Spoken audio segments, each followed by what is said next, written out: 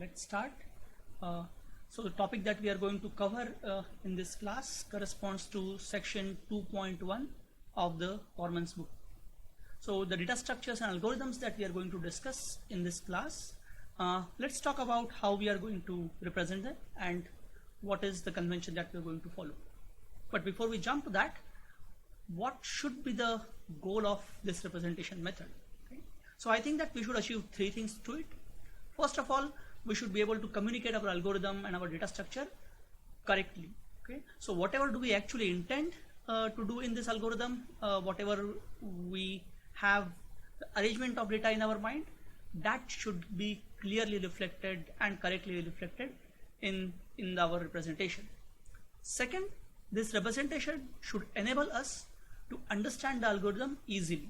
So this representation should not be complex, it should not be too difficult, so it should typically use the similar notation and terms that we are familiar with. And third thing that it should achieve is that it should help us to code without ambiguity.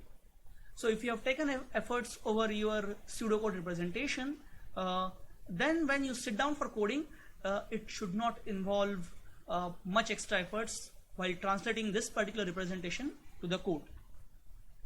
So the representation that we are going to follow in this class, it will be quite similar to the representation that is followed in the Corman's textbook, but we won't do the strict copying, or we won't 100% adhere to it.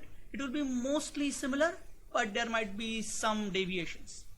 However, we will ensure that this particular representation is inclined towards object-oriented languages such as C++. The main reason is that along with the CS203, which is the theory course of data structures and algorithms, you also have to do the lab for data structures and algorithms, and there you have to code these data structures and algorithms using C++.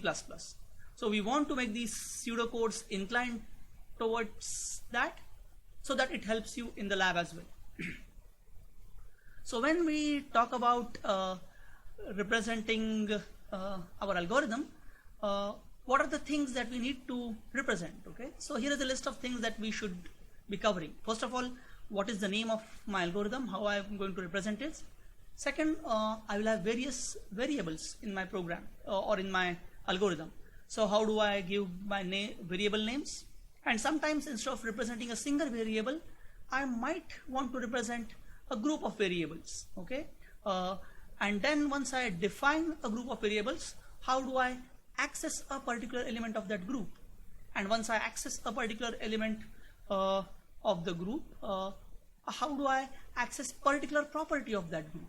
Okay, and now once you are clear with how to access variables, the next question is how are you going to assign values to the variables? And next thing is, how do you check if two variables have equal value? And then you have to perform various operations, mainly arithmetic operations over these variables.